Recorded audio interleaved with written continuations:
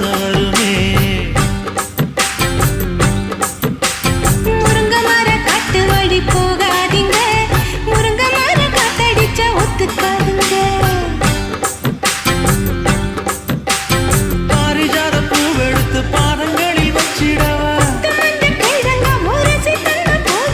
வெள்ளி மேகம் கொண்டு வரவா, உனக்கே தாவணியா போட்டு விடவா. வெள்ளி நீல கொண்டு வரணும், எனக்கே நெத்தியில பொட்டு வைக்கணும்.